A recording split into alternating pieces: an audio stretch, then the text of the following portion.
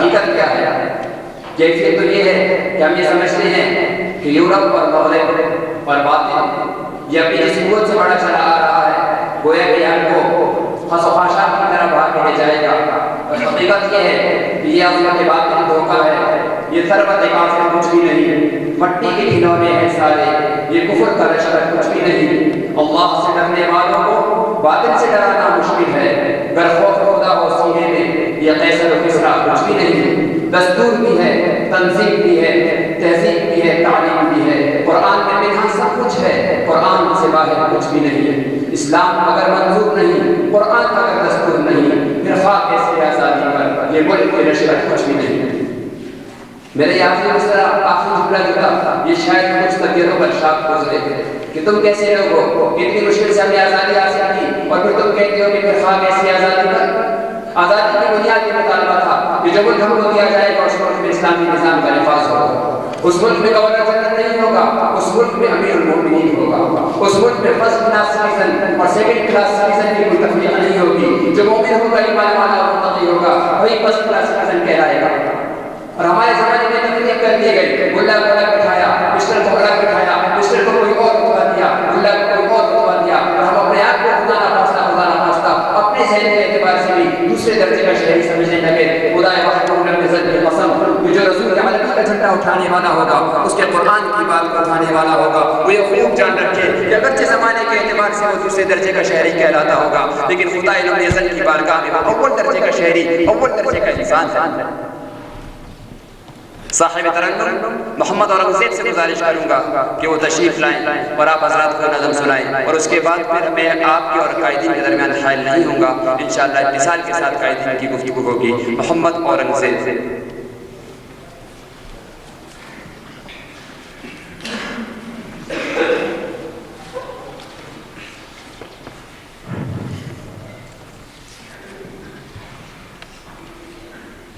چند نعتیہ اشعار میں آپ کے سامنے پیش کروں گا۔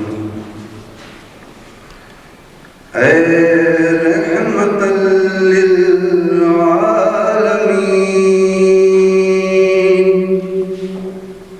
الہام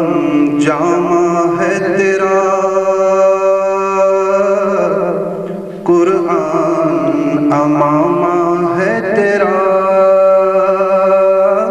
منبر تیرا عرش بری، اے رحمت للعالمین، آئینہ رحمت بدن، سانسیں مثال علم و فن، قرب الہی تیرا گھر، الفقر فقری تیرا دھن، خوشبو تیری جوئے کرم،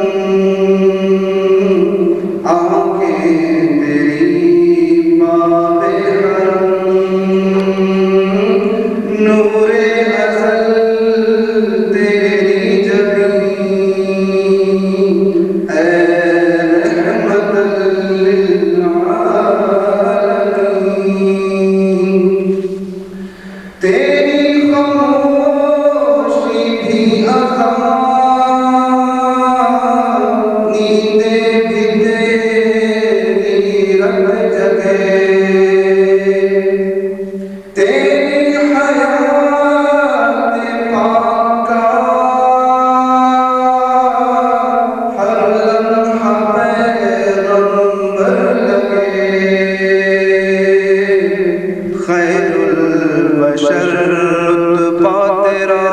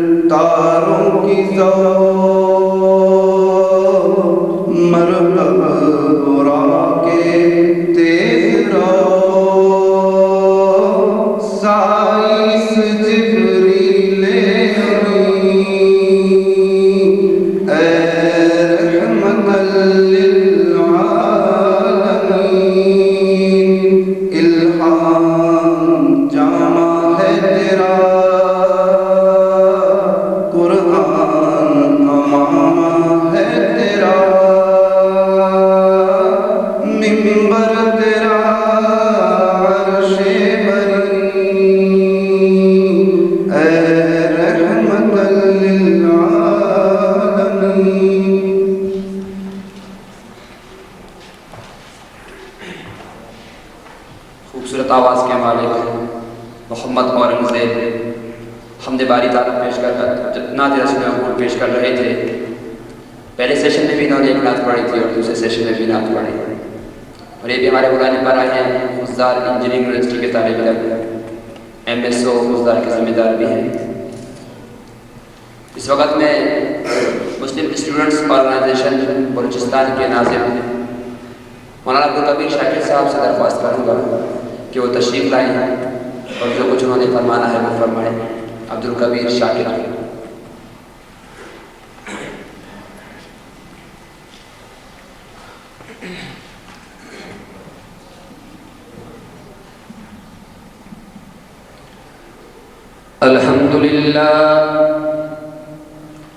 الحمدللہ نحمده ونصلی علی رسوله الکریم. اما بعد, میرے واجب الاحترام اور معزز ساتھیوں, سب سے پہلے میں خوش آمدید کہتا ہوں اپنے مرکزی ذمہ داران کو کہ جنہوں نے اسلام آباد سے اتنا لمبا سفر کر کے ہمارے اس پروگرام میں شرکت کیا. مرکزی امیر شورا سید علی معاویہ شاہ صاحب اور مرکزی ناظم اعلیٰ مفتی ملک مظہر جاوید صاحب, اور ساتھ میں خوش آمدید کہتا ہوں اپنے مدارس اور یونیورسٹی کی طلباء کو کہ جنہوں نے ہمارے آواز پر لبیک کہہ کر اس پروگرام میں شرکت کیا. اور ساتھ خوش آمدید کہتا ہوں کہ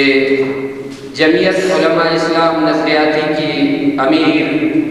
حاجی عبدالحق صاحب اور ختم نبوت کے مولانا محمد یوسف صاحب اور شبان ختم نبوت کے